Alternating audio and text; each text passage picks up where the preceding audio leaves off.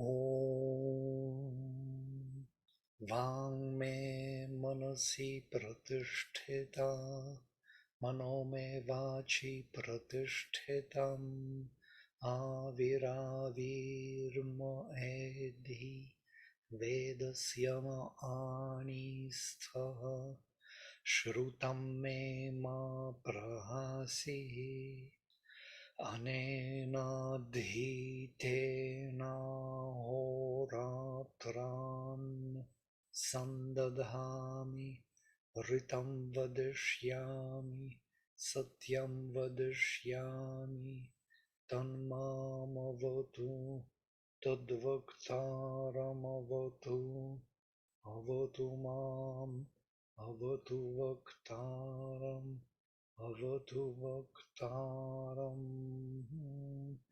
Om Shanti Shanti Shanti.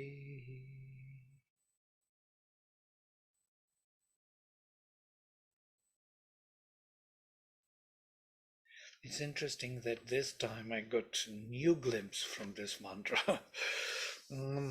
Well, every time I get some glimpse, yes, and today that I shall speak the truth. I was listening to the program before on propaganda, and the major focus of propaganda is mixing truth and untruth, mixing to the extent that you already get tired from distinguishing them. So you start believing opinions.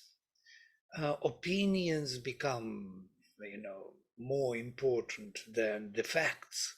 Facts are, everything can be, can go that way, this way, every way possible. Yes, is it not so? Yeah, it is so.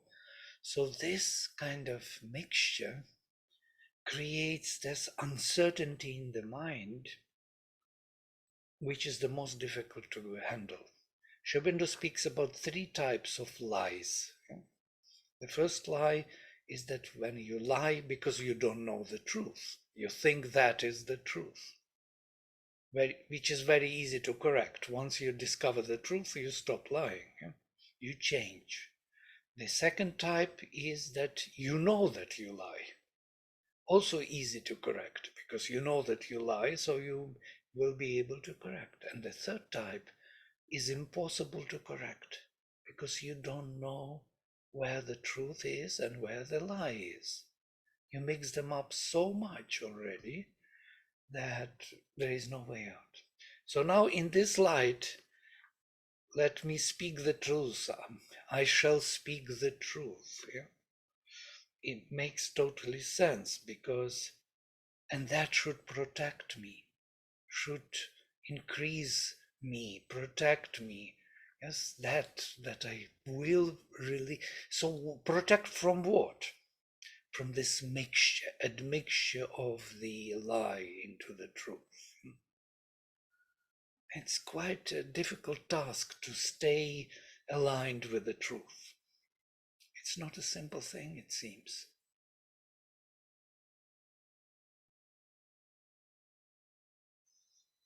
Amazing.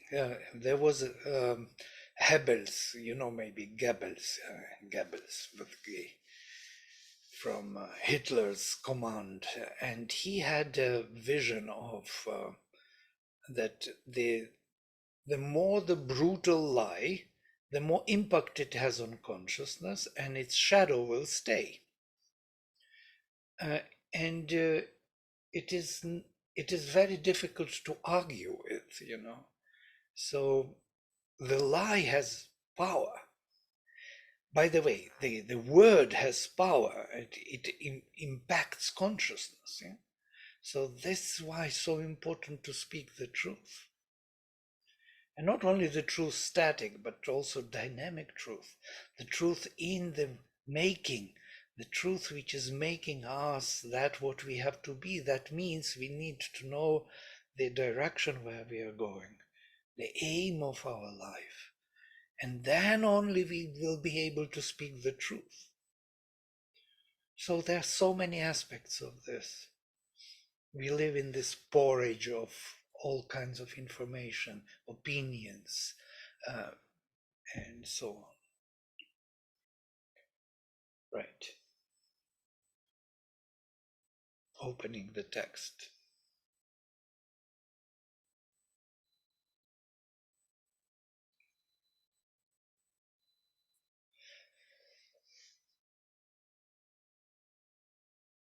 So we stopped at number 13, I think. Yes. So this was the last term. We started, but we didn't finish it. Devo devanam asi mitro adbhutah. Devo devanam asi mitro adbhutah.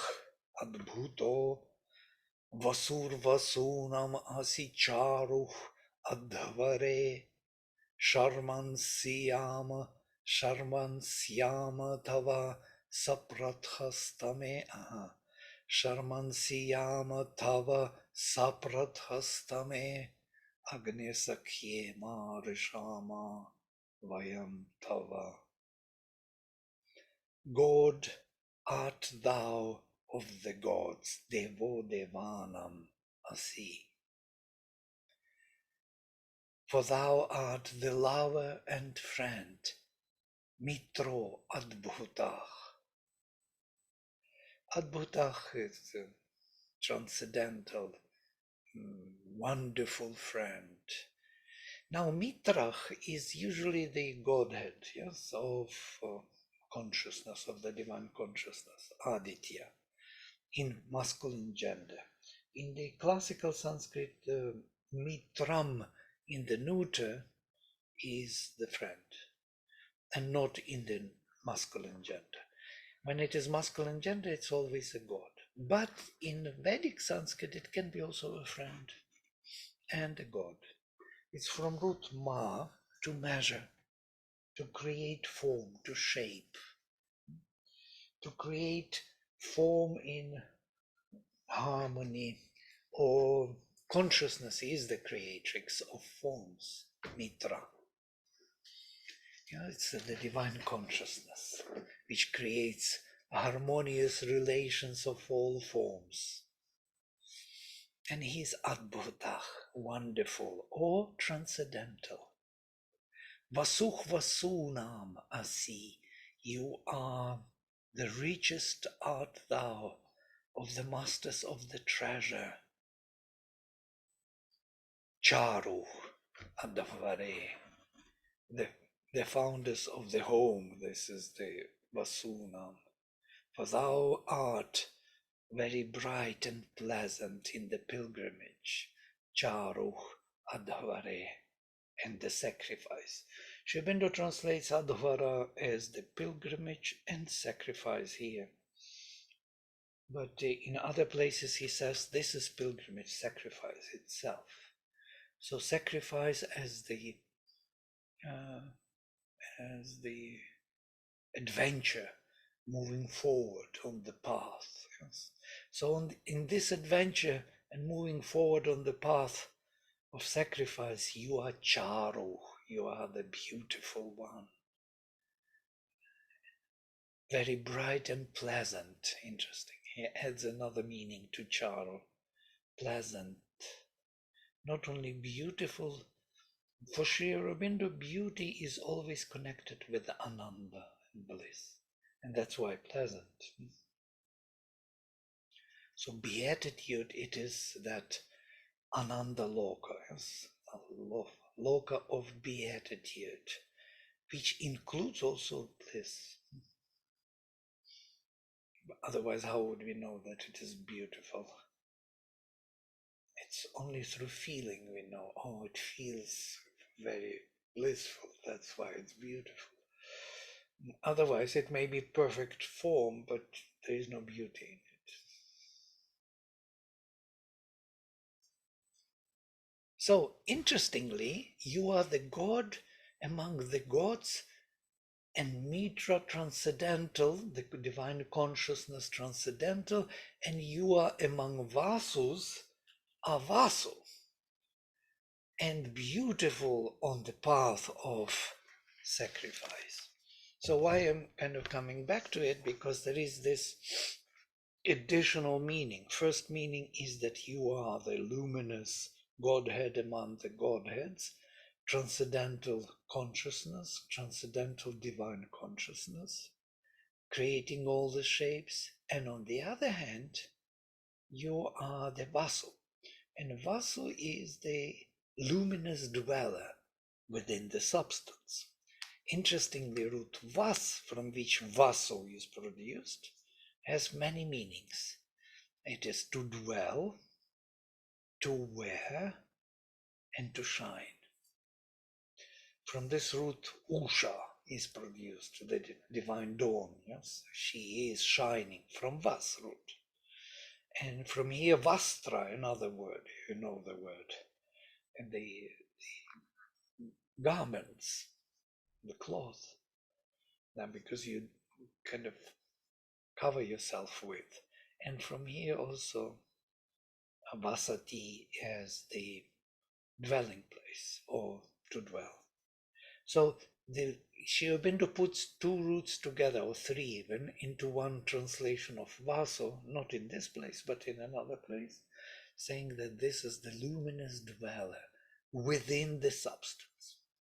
So among different classes of the gods, there is a class of vasos. And by the way, in the Veda, anybody can be called vaso, any great godhead. Agni is first, the most called vaso, but there are also other gods like Indra or Varuna even, and Mitra can be called vasos. Why?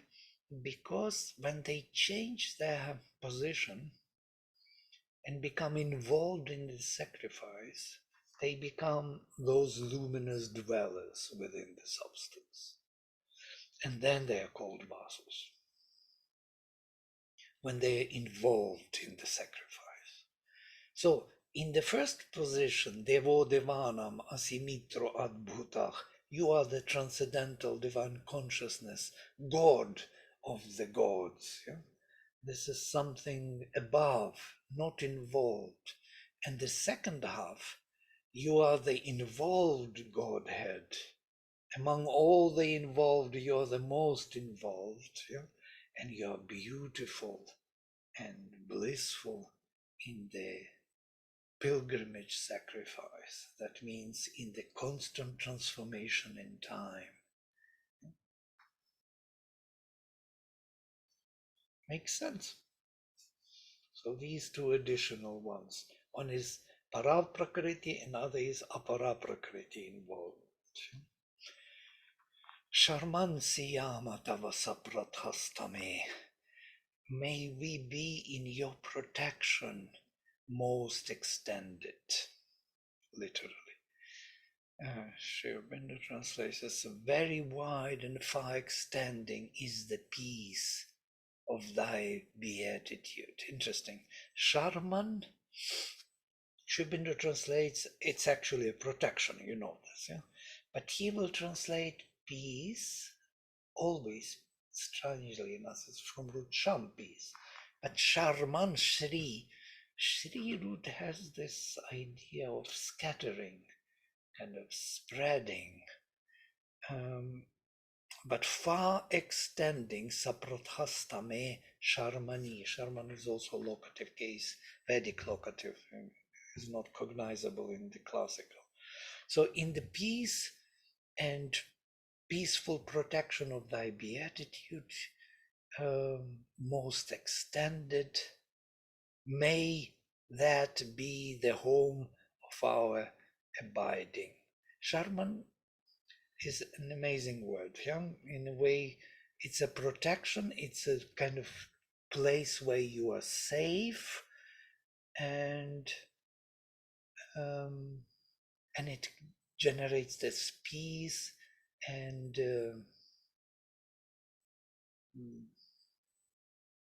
beatitude. Yes, very wide and far extending is the peace of thy beatitude. In your peace, the most extended, may we be, literally. In your protection, may we be. Dictionary will not give this meaning of peace, but it will give meaning of protection. Sharma. You know this word most probably, in Hindi or somewhere, in other Indian languages. I do not know whether I use it here. No, I didn't write it because it's a well-known word. But if we read from the dictionary, we will see shelter, protection, refuge, safety. These are first meanings from the word Shri. We have Shri is with the Re. From here we have glory, and also we have dwelling, Shraya, all this. And so we have bliss, comfort, delight, happiness. Yes, also the meanings of this. So refuge and protection and delight and comfort. So he puts it into one translation. Saprathastame, most extended, yes. In the very wide, far extending is the peace of thy beatitude. That's what Shipinda puts. May that be the home of our abiding. Again, Sharman is abiding. So you see the whole sentence translates Sharman.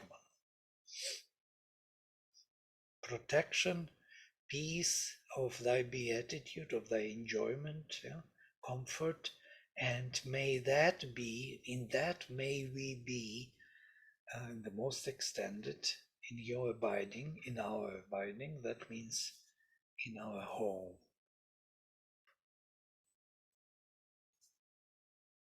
And then the last phrase, Agni Sakhiye Ma Rishama Vayam Tava. I can copy it from here. With him for friend, we cannot come to harm. Sri Aurobindo does not translate it in his.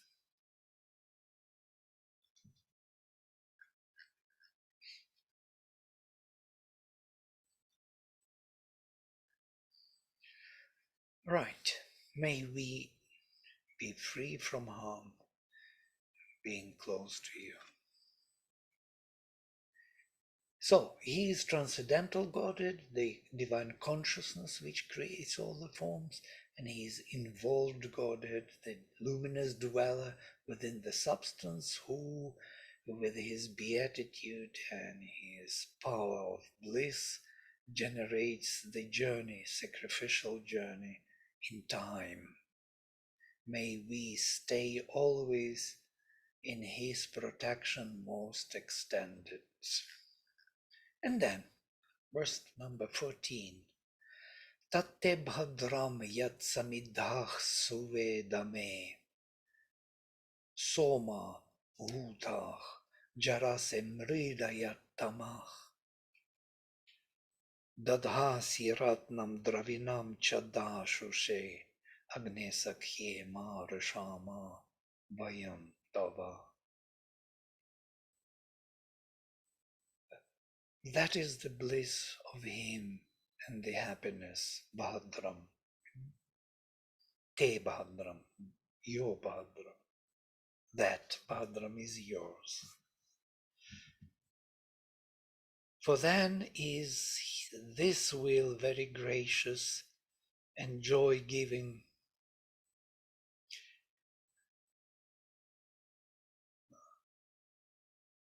When in its own divine house, Suedame, lit into its high and perfect flame, Samiddah, Yat, when Samiddah lit or kindled totally, Suvedame, in one's own home, Somahutah, it is adorned by our thoughts and satisfied with the wine of our delight. He puts everything into one word, Somahutah. basically when it is supported by the oblation of soma. And soma in an interesting kind of concept. It's, of course, it's our delight, the wine of our sensual delight. And also because of that sensual characteristics, soma is also has something to do with our sensual mentality, manas. And manas and soma are closely connected in the Veda. Yes? Tasya hridayam nirabhidyata hridayan mano manasaschandrama. So his heart opened, broke forth from the heart, manas, from the manas, moon was born, or soma or chandrama. These are the epithets. So the soma is connected to the manas, and manas is connected to the heart. It was believed that we think by the heart. Manas, sense mind, operates by senses, operates by indriyas, is not the manas in the head. It's not mind of the head, it's mind of the heart, which has an impulsion, which has the will of the heart, the intention. It's all heart related. So, and in that sense, soma, supported by the oblation of soma, Sri Aurobindo translates, it is adorned by our thoughts and satisfied with the wine of our delight. Look at this extended explanatory translation. Of course, when any Indologist who is squarely reading words from the dictionary will look into it, he will be very disappointed with Sri Aurobindo and will say, this is totally wrong. Where did he take this from? Vladimir, one of the things that Jesus said was that as a man thinketh in his heart, so is he. And as you were saying that, it came to my mind. Yeah, and Sri Aurobindo also says that even the words are rising. Actually, it was even noticed by Pavitra. Pavitra noticed that actually his thoughts are coming from different regions, yes? And the words are rising from the heart, so to say. I notice that some thoughts are rising from the heart and being formulated here upstairs, yeah, into the language. But the intention is rising from somewhere from the heart. Not of all of them. Some are coming from above, others are coming from outside, rising from within, and that is from the heart. So all kinds of movements, vibrations which pervade us have different sources. So where is the truth? How can we speak the truth in all this? What is the truth we speak? So because of that difficulty, propaganda can succeed. And this person who was presenting this propaganda topic amazingly noticed that this became contagious for the whole world. It started with the Russians. They were using propaganda most, even before Hitler. But slowly the whole Western culture was resisting it, was mainly, producing news as the facts and avoiding any kind of judgment, opinions. But now they started to use it more and more, opinions. They started to generate opinions directly, and facts became secondary. This is noticed already. It's everywhere, in US, everywhere. It's still in a very subtle form, still mixed with facts, but it's already happening. It's happening. So the media can lie, and then with that lie you will be fighting for a long time, and fighting with it, the shade of it, the shadow of that lie will still remain. opinions. It's a very heavy thing. So here we live in this world of opinions, of vibrations. All thoughts come from different sources. Some are coming from below, have their own views on life and needs to manipulate consciousness. Others are coming from above. They have their own agenda to illuminate the person and to make him more open to the truth. So what is truth in all this? It's a big question.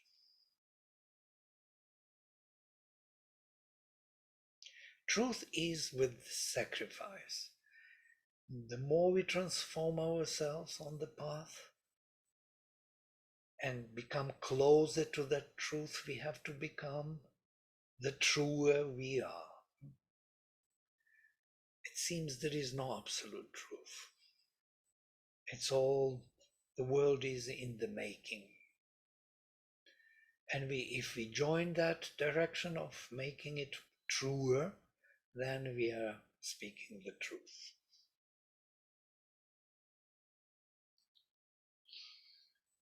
Dadhasi Ratnam Dravinam Chadashushe, and you established the Ratnam, the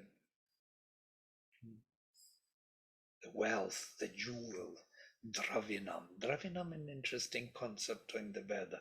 Let us see what Sri Aurobindo says. Then it lavishes its deliciousness. Then it returns in treasure and substance all that we have given into its hands.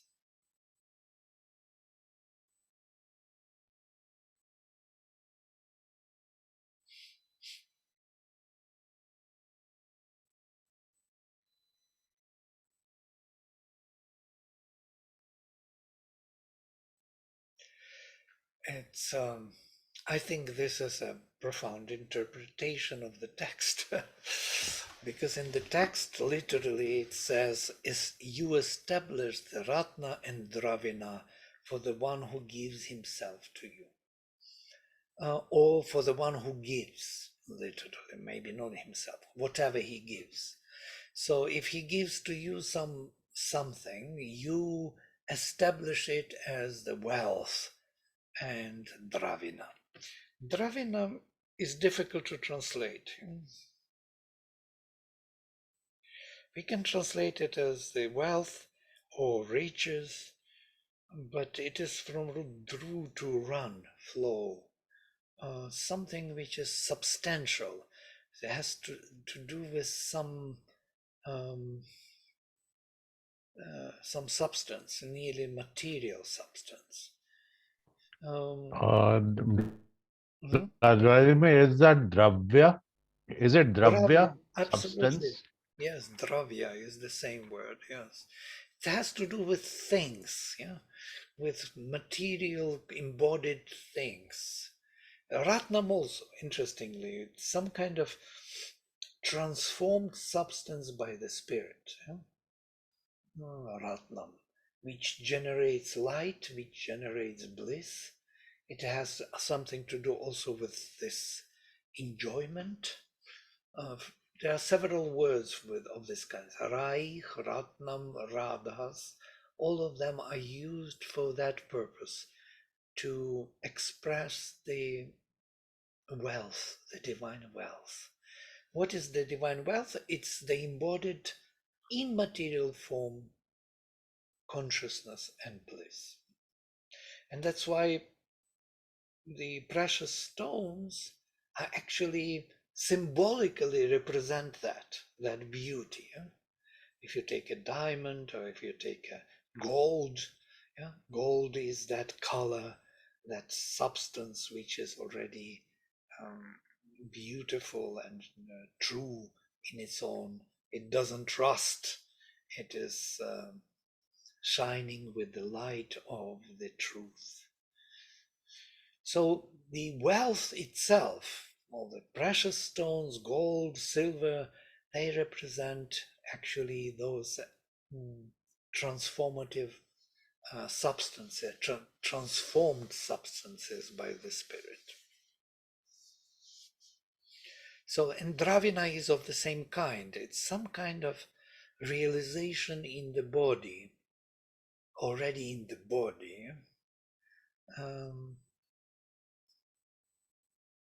In many other places, if you meet this word, you will understand what the Rishi puts into this meaning. And so maybe I should open the dictionary and see again, because it's Yaima Vishwa Bhuvanani Juhva Drishirhotani Asidat Pitanah Sa Ashisha Dravinam Ichamana Prathama Chadavaran Avivesha.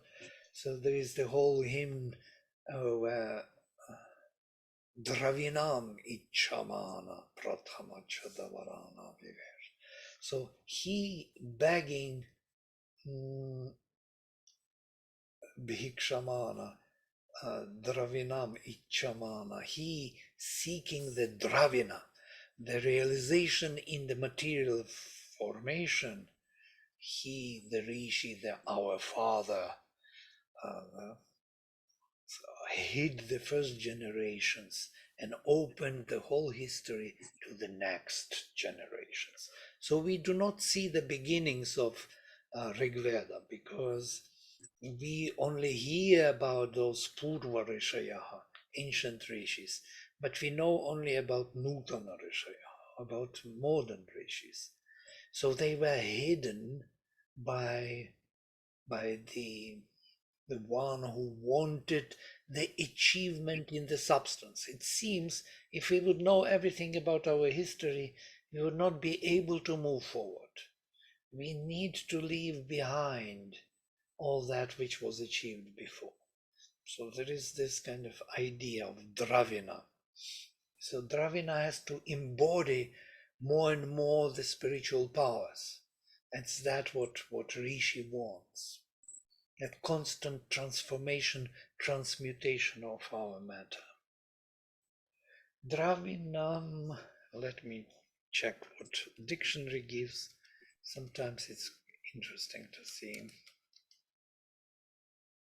Does it mean something to do with the physical consciousness?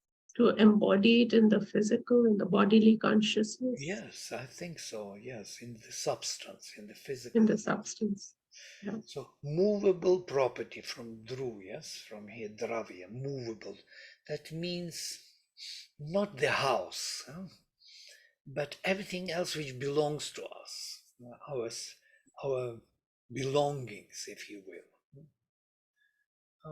Also, as opposite to the house or field. It's not something which is staying there, but something you can carry. Substance, goods, wealth, money, essence, strength, power. It's from Dhru because Dhru flows. When we use the word abundance, does it? Abundance, yeah. Shubhendra uses it for Vaja more, plenitude. Maybe. Don't know. Didn't think. I thought mainly that something which embodies the light, the embodiment of consciousness. Okay, so then it lavishes its deliciousness, then it returns in treasure and substance all that we have given into its hands. This is Dashushe. To the one who gives, he returns transformed, Ratnam and Dravinam. His belongings, his goods, returned to him in the transformed way. So he receives that. Interestingly, Sri Aurobindo in Savitri also describes on each level of consciousness we have these goods around us, things. And those things, it seems, they embody the consciousness of that level. for example, when we go down into the darkness, even things there were hurting and causing the problem because they were embodying the consciousness of that level of darkness. In the higher levels, things are supportive of that consciousness. So things are reflecting the consciousness in which we live. Constantly living, did you notice this? If some saints lived in one environment and he had some goods, they emanate that particular consciousness. You could even feel it. It's not an imagination, it's a power. Why we want all those, things from Sri Aurobindo and the Mother. Somebody brought me this, this, it's on my table here, from Sri Aurobindo and the Mother, part of their dhoti of Sri Aurobindo and the Mother. So this is Dravinam, you see, I'm holding it here for myself, part of Sri Aurobindo, because it was close to him. Why? Because somehow it emanates that consciousness into things, and they build that connection, that vibration, which may help to reconnect. In India, they know about this. In the West, The relics. yeah, The relics. Yeah. in the West, they look at it a little bit suspiciously, like, what it's a kind of superstition. Yeah? But there is some truth in it. When we come to Sri Aurobindo's and Mother's rooms, we could feel those things have their presence. You can sit there for 5 minutes and have total power, Why? Because things remember. They embodied that consciousness. Maybe that is Dravinam also. All right, we move to the number 15. Yasmai Tuvam Sudravinach. Notice, that's his name now. Sudravinach Dadasho Anagastvam Adite Sarvatata Yam Bhadrena Shavasa Chodayasi Prajavata Radhasa Te Siyama. So he changed, there is no more refrain. Yasmai Tuvam Sudravinach Dadashach, O thou infinite and indivisible being Adite. He is called now Aditi, interesting. It is thou ever that formest the sinless universalities of the Spirit by our sacrifice. Thou compellest and inspirest thy favorites by thy happy and luminous forcefulness, by the fruitful riches of thy joy. Among them may we be numbered. Sometimes I think Sri Aurobindo is carried away into his, luminous consciousness by these verses. And he just, as Mother says, how to translate. You should never translate literally. You should rise to the level of that consciousness. And then from that level, you have to speak it in your way, in your own language, what it means. This is a proper translation, never word by word, because in different languages they have different contexts, words. So Sri Aurobindo does something like this, especially in this hymn. Aditi or Aditi. Yasmai Tuvam, to whom you, Sudravinach, you of perfect embodied consciousness, Dadashach, should bestow, should give, should impart Anagastvam, state of sinless universality. Anagastvam, interesting word. Agas is the sin.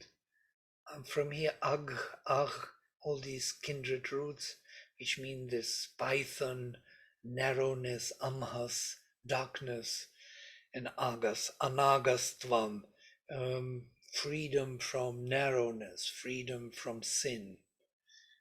But with tvam, it adds this new dimension, universal dimension. And that's why Sri Aurobindo says sinless universalities. Yeah? He translates the suffix tvam as universalities. Universalities of the spirit, he adds. Yeah? By our sacrifice, he adds. All this is added. So, because he knows that it is how it is done, yeah? How it is achieved. This sinless universality is achieved by our sacrifice only. There is no other way to achieve it or realize it. So it is connected meaning. I'm always wondering how he arrives at these translations, because they give us a kind of an entry to understand what is being expressed.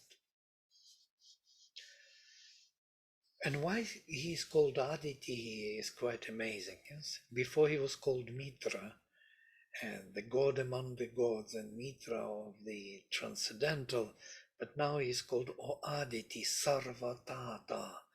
Very interesting word, Sarvatata. I put here the words. Ah, yes, this word, dashas, dadashas, is subjunctive, used only in this hymn, in the Veda. Sarvatati is totality. From root actually tan, sarvatan, tan is to spread all over. Completeness, perfect happiness or prosperity, soundness. But sarvatata is locative or indeclinable, altogether, entirely, spreading all over, yeah, present everywhere. Or aditi, by present everywhere, you, how to say, you give or you impart the sinless universality. You who is of perfect substance charged with spirit, for whom you impart this perfect universality, whom Bhadrena Shavasa Chodayasi, whom you impel with your power, blissful power, Prajavata Radhasa, and with your offspring and with your realization, Te Siyama, may we be those. It's a kind of, let me read Sri Aurobindo's. I know I'm carried away a bit. Forgive me if it is too long, kind of finding my way in between the words. O thou infinite and indivisible being, it is thou ever that formst and the sinless universalities of the Spirit by our sacrifice. Thou compellst, Chodayasi, and inspirest thy favorites by thy happy and luminous forcefulness. Bhadrena Shavasa. Shavas means force. Bhadra, blissful. By the fruitful reaches of thy joy, Prajavata Radhasa. Among them may we be numbered, Te Siyama, may we be them.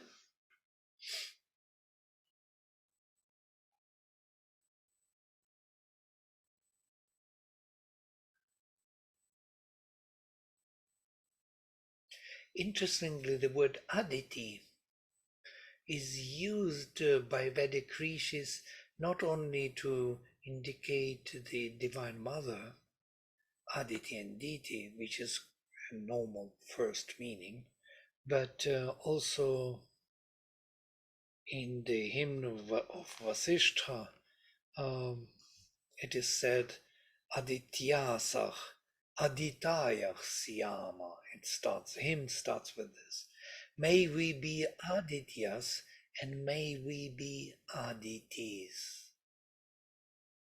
Purdevatra.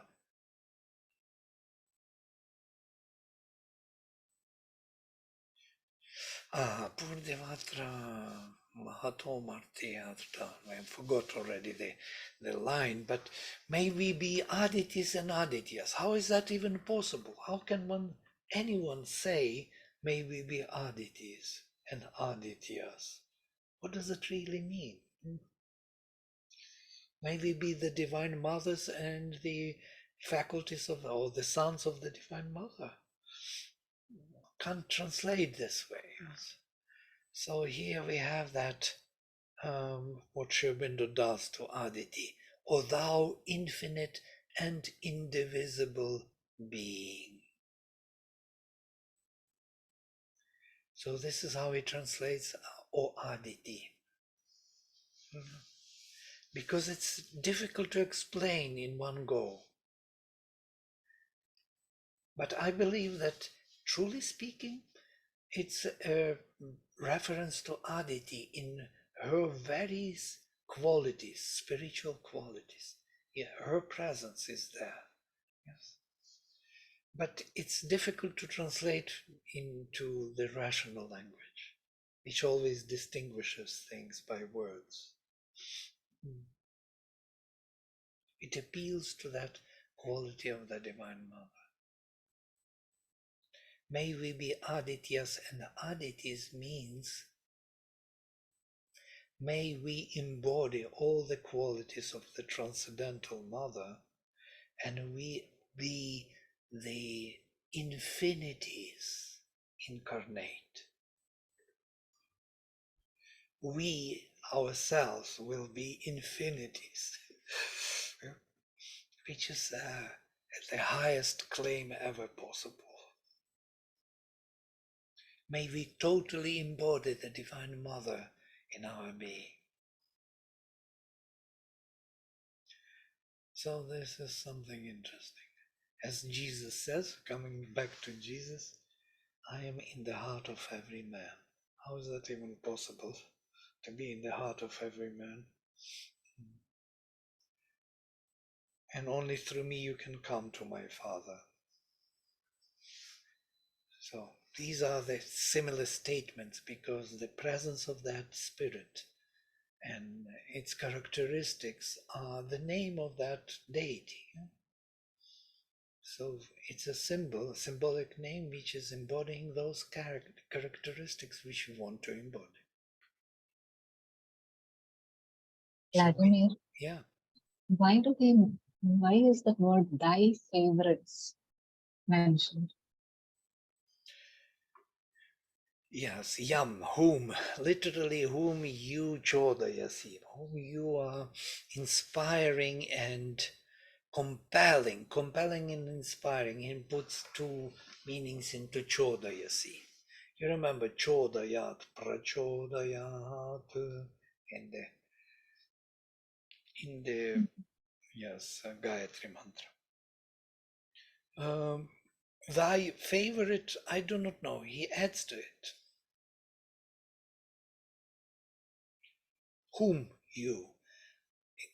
Most probably because that Agni will never inspire anyone who is not his favorite, I think. So maybe it could mean the chosen ones. Yes, Yeah. absolutely. Mm. Who chose the divine is chosen by the divine, absolutely. There's something he needs to add to it, that because our mind is so flat. If you don't add anything to it, you will not see even the meaning. You need to catch it somewhere, to explain to it a little more, a little vaster context in which these words are used. And then we can see the deeper meaning. Otherwise, we are quite.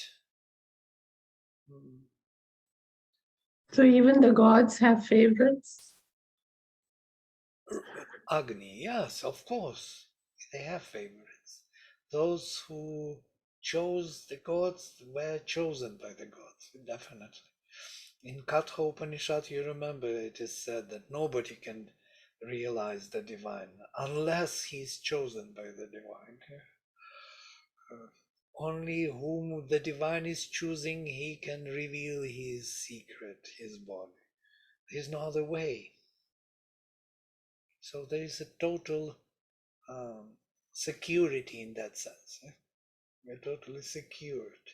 The divine cannot fail in that sense. By the way, the same idea was translated in terms of Guru Shishya Parampara. Guru had to choose Shishya in accordance with his understanding. So he may fail because Shishya fails. So it is his responsibility to choose the right vehicle for knowledge.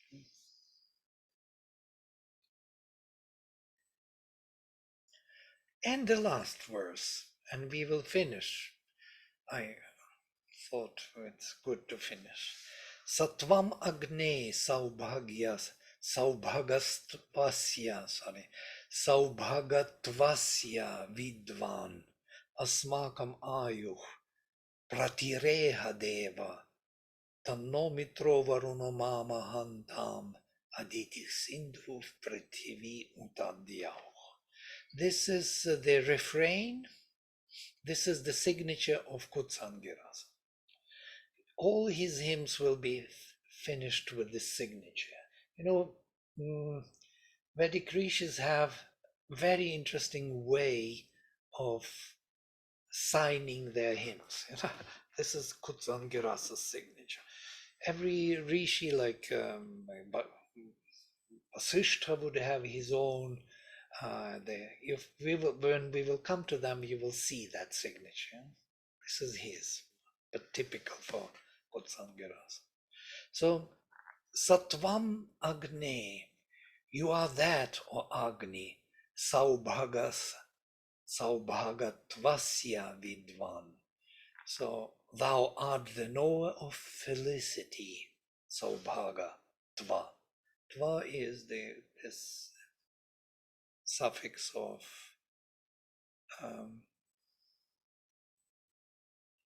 indefinite suffix, making it the concept, universality of the perfect delight. Thou art the knower of felicity and increaser here of our life. Asmakam ayuh pratireha deva. You spread our life, literally, O God. Shubhendra translates it in the third person. An advancer of our being, he adds. Not only spread our life, but spread our being. Advancer of our being forward, O God. Thou art the Godhead, O Deva. That's how it translates. One word.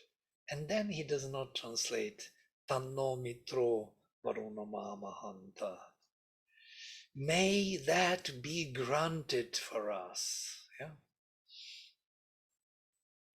Or literally, may Mitra Varuna Aditi Sindhu Prithivi and Dyauh grant that for us. Mamahantam. Oh, here, this Griffith translates. This prayer of ours may Varuna grant, and Mitra and Aditi and Sindhu, earth and heaven. We do not know why this order he chose for his signature, why Mitra Varuna is quite clear, and then Aditi is, and then Sindhu, and then Prithivi and Dyauh. Prithivi and Dyauh is quite clear. It's a constant dvandva, earth and heaven. But why Aditi and Sindhu? after Mitra and Varuna, it's difficult to understand. I mean, it's impossible to understand. But it makes him a unique kind of recognized word. It has its power, most probably. All right, if you have some questions or observations, please.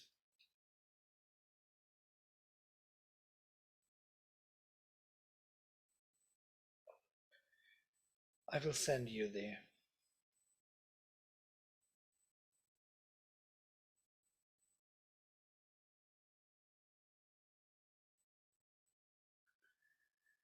Vladimir, Hmm. you mentioned in the very beginning that consciousness was the creatrix of matter, I believe, Of the form, yes. of the form, of substance. Does that mean that substance has no real reality of its own, that its reality is consciousness? I was wondering if you could distinguish or expand on that a little bit. No, because substance has its own reality, and that is being, yeah, self. The being in the self is real, that is what is. Consciousness is that which operates with this being and makes that being aware of its part and properties and forms, and by that formulates the being always. Consciousness does not act upon itself only, it acts upon the being. There must be someone on whom the consciousness may act, yeah? Or something, some substance to form it into some form. When transformation happens, where does it happen? It happens on all the levels of the being, and the being becomes capable of receiving the highest consciousness. Because the being is distributed in such a way, self, our self. We have mental self, vital self, physical self. Yeah? We have this Manomaya Purusha, Pranamaya Purusha, Annamaya Purusha. Annamaya Purusha is a physical being. But there is also vital being there, being. And there is also mental being and supramental being and transcendental being. So being is pervading all. There is someone who is, and who that one who is has consciousness to be aware of itself, of himself on all the levels. That consciousness actually determines how this being is aware of itself. So we are illumining ourselves by consciousness. So we bring higher powers of consciousness into this lower being, and that is called transformation. So once that consciousness arrives, this being starts changing, mutating.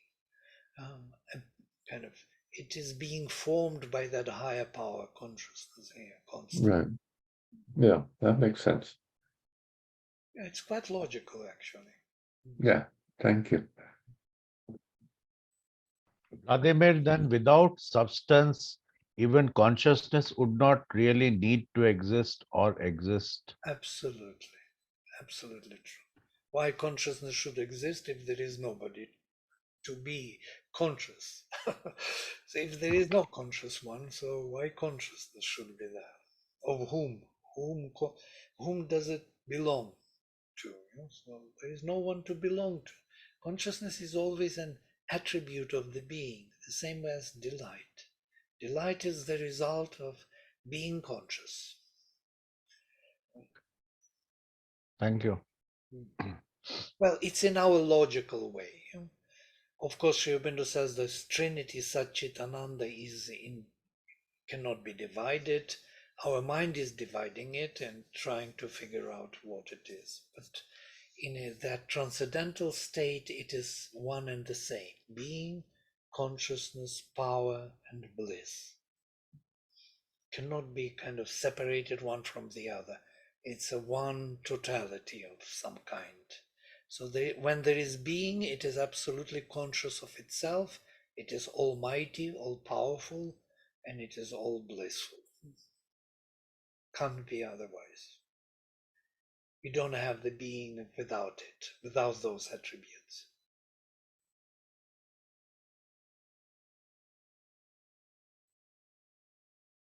We can separate it in the mind. Great, we finished with this beautiful hymn, and we will start another hymn next time. I will prepare. Okay, I will close with the mantra. Om Sarve Bhavantu Sukhinah Sarve Santu Niramaya Sarve Bhadrani Pashyantu Ma Kaschit Dukkha Bhag Bhavet. Om Shanti Shanti Shanti. Hadi Om.